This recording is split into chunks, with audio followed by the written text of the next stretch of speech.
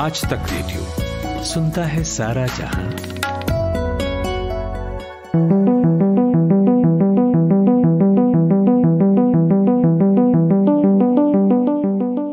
बिहार के शहर गया में पिंडदान की बहुत ही पुरानी परंपरा है।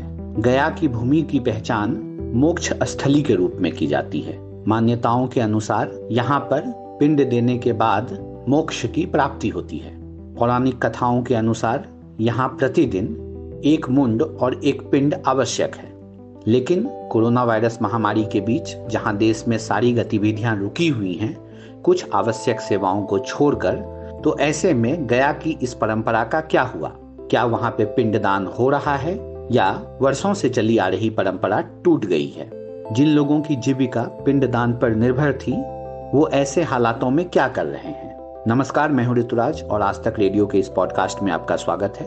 गया में पिंडदान को लेकर क्या हो रहा है और वहां लॉकडाउन के दौरान वर्षों से चली आ रही इस परंपरा को पंडा कैसे निभा रहे हैं, इसी पर बात करने के लिए मेरे साथ मौजूद हैं इंडिया टुडे ग्रुप के senior associate editor Amitabh Srivastava. Amitabh ji, स्वागत है आपका इस पॉडकास्ट में। तो अमिताभ जी, पहला सवाल ये है कि गया को लेके पिंडदान और वहां दाह संस्कार को लेके जो बरसों पुरानी परंपरा है या जो मान्यता चली आ रही है, वो क्या है? पहले ये बताएं, उसके बाद हम बात करेंगे वहां के करंट सिचुएशन पर। ऋतुराज, बिहार में गया की धरती न केवल भगवान बुद्ध के एनलाइटनमेंट की धरती है, बल्कि वो इसलिए भी प्रसिद्ध है कि यहाँ पे हमारे पूर्वजों को मोक्ष की प्राप्ति होती है। ऐसा माना जाता है कि अगर उनका पिंडदान गया की धरती पर किया जाए तो पूर्वजों को मोक्ष की प्राप्ति होती है और वो जन्म और मृत्यु के चक्र से अलग हो जाते हैं, दूर हो जाते हैं। मान्यता ये है, पौराणिक मान्यताओं के अनुसार दिवंगत आत्माएं पृथ्वीलोक में निवास करती है, जो स्वर्ग और पृथ्वी के बीच का क्षेत्र माना जाता है। और पिंडदान में वंशजों के द्वारा अगर पिंडदान अर्पित किया जाता है तो स्वर्ग के लिए उन आत्माओं को स्वतंत्रता का मार्ग मिल जाता है। ऐसा गया के पंडाओं का कहना है, ऐसा बहुत सारे लोगों का मानना है। और ये तब तक संभव नहीं हो जाता मान्यताओं के अनुसार जब तक गया के पंडे इस अनुष्ठान की मंजूरी नहीं देते। इस बात से क्लियरली समझ सकते हैं कि प्रत्येक साल कम से कम 10 लाख से ज्यादा लोग पिंडदान करने के लिए गया में आते हैं। और ये पिंडदान कराने वाले जो सभी परिवार जो पंडाओं के हैं, वो सिर्फ 114 हैं जिनके पास पिंडदान कराने का एक्सक्लूसिव राइट माना जाता है। अभी कुछ देर पहले हम लोग बात कर रहे थे कि वहाँ पे दाह संस्कार तो हो रहे हैं, लेकिन वहाँ पे पिंडदान नहीं हो पा रहा है, जैसा अभी आपने बताया। तो अभी फिलहाल वहाँ पे करंट सिचुएशन क्या है, ताजा हालात क्या है वहाँ पे? ऋतुराज, कोरोना के प्रकोप से जो लॉकडाउन हुआ है और लोग अपने अपने घरों में बंद हैं, ऐसे में मंदिरों में भी पूजा पाठ बंद रख दिया गया है ताकि भक्त अपने घरों में रह सके। इसी कड़ी में गया में पिंडदानियों का भी आना बंद हो गया है और पिंडदान करने वाले पंडा खुद पिंडदान कर रहे हैं। ऐसा इसलिए कि वो वायु पुराण, गरुड़ पुराण और अन्य धर्मशास्त्रों को कोट करते हुए कहते हैं कि गया में एक पिंड और एक मुंड का होना अत्यंत ही आवश्यक है। पिंड यानी पिंडदान और मुंड यानी कि एक बॉडी, एक डेड बॉडी, एक लाश का दाह संस्कार। तो जहाँ डेथ तो ना रुकने वाली प्रक्रिया है, तो मुंड वाला कंडीशन तो डेफिनेटली फुलफिल हो रहा है, लेकिन पिंडदानी नहीं आ पा रहे हैं क्योंकि लॉकडाउन है। अब ये एक ऐसी स्थिति है कि जो गया के पंडे हैं उनको इस बात के लिए आवश्यकता महसूस हो रही है कि ये पिंडदान की जो प्रथा है वो चलती रहे। तो उसके कारण गिने चुने ही सही, बट कुछ ऐसे पंडे हैं जो अपने पूर्वजों का पिंडदान कर रहे हैं। मैंने उनसे एक स्पेसिफिक सवाल पूछा था कि भाई, अगर आप पिंडदान करना ही चाहते हैं तो अभी ऑनलाइन व्यवस्था है, अभी क्यों नहीं आप अपने ऐसे जजमानों का, ऐसे क्लाइंट्स का पिंडदान आप यहाँ बैठे कर लेते हैं। बट गया के जो पंडे हैं वो इस विधान के विरोध में हैं। उनको ऑनलाइन से सख्त ऐतराज है। उनका कहना है कि पिंडदान तभी हो सकेगा जब उनके यजमान यहाँ पे आए, गया में आए। इसीलिए वो ऑनलाइन पिंडदान के अगेंस्ट हैं और वो खुद से पिंडदान कर रहे हैं। मेरी बात गया में पुरोहित शंभूलाल विट्ठल से हुई थी, जिन्होंने पिंडदान किया है, अपने पूर्वजों का पिंडदान किया है।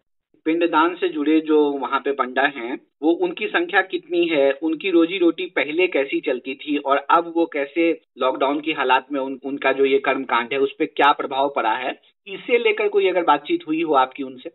हाँ ऋतुराज, आप इस बात को देख के ये क्लियरली समझा जा सकता है कि प्रत्येक वर्ष बिहार में तकरीबन 10 लाख से अधिक लोग पिंडदान करने के लिए गया आते हैं। हालांकि पिंडदान में भारत में कई अन्य स्थानों का भी नाम है, जैसे हरिद्वार, बद्रीनाथ, कुरुक्षेत्र और इलाहाबाद, परंतु गया की इस सूची में सबसे ऊपर माना जाता है। वैसा इसलिए कि पौराणिक शास्त्रों के अनुसार भगवान राम ने इसी स्थान पर अपने पिता दशरथ का पिंडदान किया था। ऐसा माना जाता है कि इस स्थान को शुद्ध शक्तियों द्वारा आशीर्वाद दिया गया है और अगर आप यहाँ पे पिंडदान करते हैं तो आपके पूर्वजों को निश्चय रूप से मुक्ति मिल जाती है। इसी कारण हर वर्ष तकरीबन 10 लाख या उससे ज्यादा लोग आते हैं पूरे हिंदुस्तान से। अब जो पिंडदान के लिए अगर इतना आवश्यक स्थान गया है, तो ये पिंडदान करने वाले लोग कौन हैं?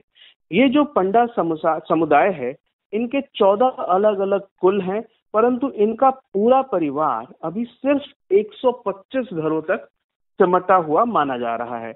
एक समय इसमें 1400-1500 परिवार होते थे। इनकी संख्या घट रही है। वो इसका सबसे बड़ा कारण इस बात के लिए माना जाता है कि ये जो पंडा समुदाय है, अपने रक्त की विशिष्टता को बनाने रखने के लिए वो अपने समुदाय के अंदर ही विवाह करते हैं, जिसके कारण इसका एक बहुत ही सिंपल बिजनेस सेंस भी है कि वो नहीं चाहते कि इतना बड़ा जो ये व्यवसाय है और या इतना बड़ा जो उनका ये धार्मिक कार्यक्रम है, ये किसी अन्य समुदाय के पास जाए।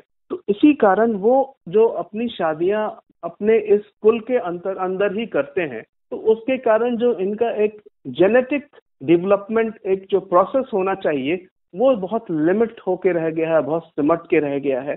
दशकों पहले जो 1484 परिवार माने जाते थे, अब तकरीबन 125 परिवार तक सिमट गए हैं। तो एक तरह से इनके पूरे परिवार को न केवल समृद्धि देता है, हमारे पूर्वजों को तो मोक्ष देता ही है, परंतु ये पंडाओं की पूरे पीढ़ियों से समृद्धि और एक जॉब श्योरिटी देता रहा है। परेशानी या कंपटीशन इनके सामने तब से आया है जब बिहार सरकार ने ऑनलाइन पिंडदान की प्रक्रिया शुरू करी है।